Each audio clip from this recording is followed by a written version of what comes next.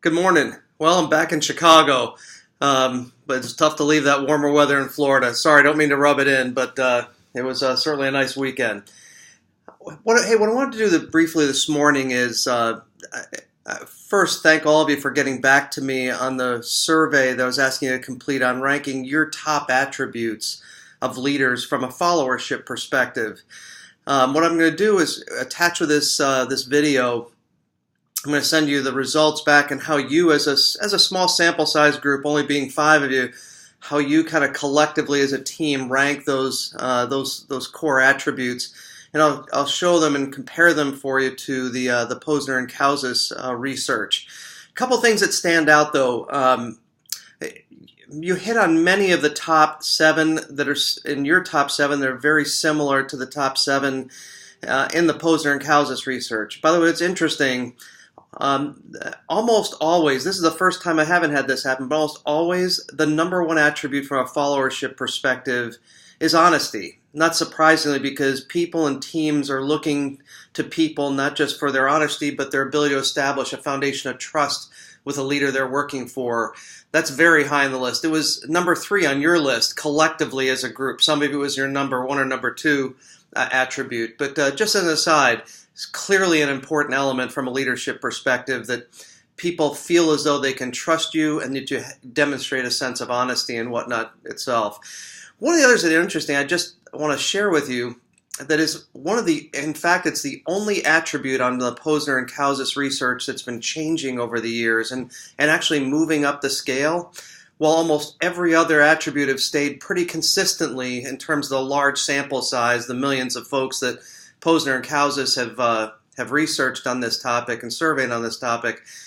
The trait of being supportive as a leader, has continued to move up that scale. Interesting enough, for you, even the small sample size of the group of the 5 of you, it was your number 1 attribute from a leadership perspective.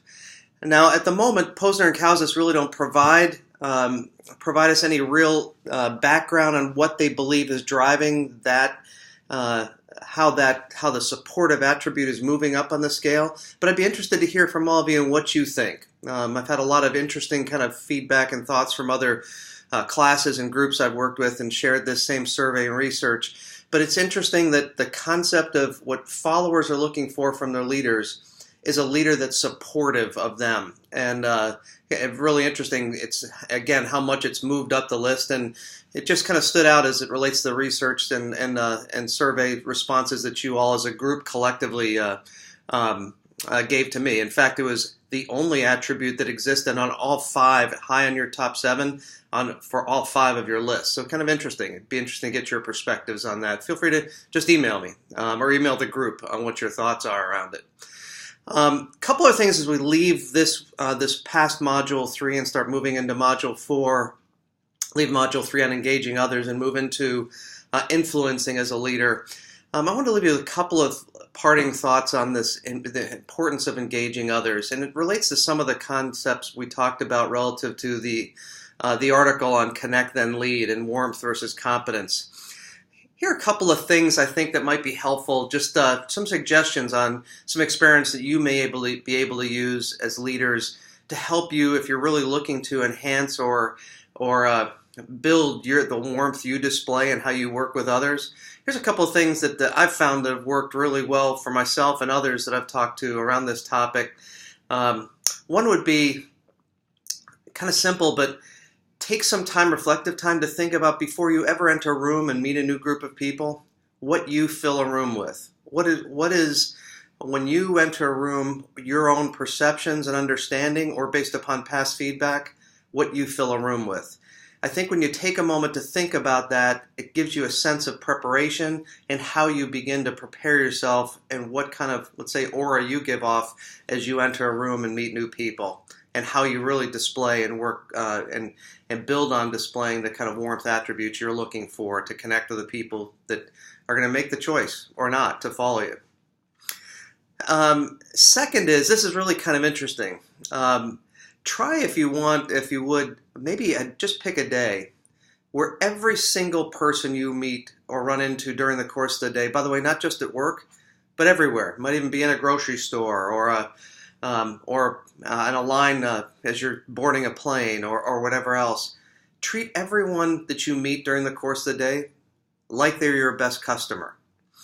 It's interesting when you think about the preparation we all do as we're meeting one of our most important customers, how, quote unquote, on our game we want to be in terms of establishing a sense of warmth and relationship and connecting with that customer. When you think about just an exercise for yourself of doing that for an entire day, by the way, you'll find it's not easy to stay that engaged and really demonstrate on a consistent basis that kind of warmth. But watch the reactions you get from the people that you have a chance to connect with during the course of the day, and well, like I said, whether it be inside or outside the business environment. I think you'll find the reactions to be powerful and recognize how impactful connecting with people with warmth-related attributes matters to how they see you, especially those when you're talking about people that you intend or hope that will make the choice to want to follow you as their leader. Another thought is around the topic of email. My suggestion here is just watch out for email. Communication is tremendously important, as we've talked about in some of our discussions as a leader, and email has a real risk of not necessarily communicating the message you want, and at times creating a disconnection or a lack of connection from a warmth perspective with people that you're trying to really get an important point across. I've kind of used my own rule of thumb that if I'm really struggling to write an email, it probably isn't the right means or mode of communication for somebody I'm working with. It's going to be better for me to pick a more rich form of communication to get this point across. There certainly are times where email makes sense, but my point here is just be careful about email, because I've seen a lot of situations where unnecessary conflict, misunderstanding begins to develop itself as a result of any number of reasons as a result of the email, whether it be who it was copied to or language that was used, not necessarily bad language, but language that was misinterpreted by the receiver. And at the end of the day, as we talked about, communication is about creating understanding. So if you want to create understanding, you got to make sure the words you choose or the method you choose to communicate in achieves that level of understanding. Another kind of maybe experiment is to think about, how do I describe this? Communicate by saying little. And here's what I mean by that. When you're meeting people for the first time or connecting with people, find a way to begin the conversations and make it about them. Big open-ended questions. Ask not simple ones, but things that really get them to think or get them to engage with you, but they recognize you're really genuinely interested in them. And then be quiet and really be an active listener so that you really are using that wonderful opportunity to connect with them and understand more and get to know them better.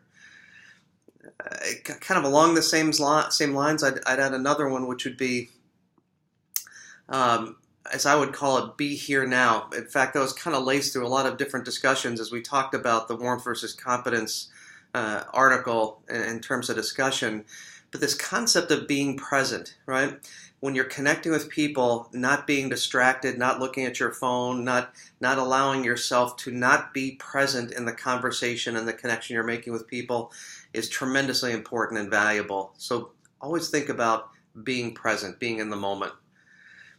Last thing, and I think I suggest this in one of the discussions, if you didn't have a chance to pick up on it, is what I found is when I was really wanted to do better and be more connective in terms of how warm and connective I was to the people I was working with. I thought about I'm sure most of us have ways we establish our to-do list, the things you want to accomplish during the course of the day, whether that's something you prepare maybe at the end of the day for the next day, or you prepare early in the morning as you begin your day. Think about kind of bifurcating or splitting your to-do list into those things that you're doing as it relates to connecting with people, kind of your people engagement list of to-do items, versus the task-related things that are really maybe specific things you do without necessarily needing to connect to other people, as an example. By splitting your list like that, I found what it helped me to do is, with those things that really required me to engage with people at a human level and connect with them, it helped me to kind of prepare well for the kind of communication I wanted and needed to have with that individual. And it made the conversations and connections that I made with those people, I think, more rich for them and more valuable to both of us in what we were both trying to achieve through the process. So just a couple of additional thoughts. So anyway, I look forward to kind of moving on as we get into this module this week on influencing others. And I look forward to coming back, and you'll hear from me again on this topic a couple of times during the course of the week, and look forward to our discussions and some of the exercise you'll be doing together as well. So, hey, have a great day, and look forward. I'll be sending out this video as well as the kind of the results in terms of survey and comparing that to Posner and Cows's and your research results here shortly. Take care. Have a great day.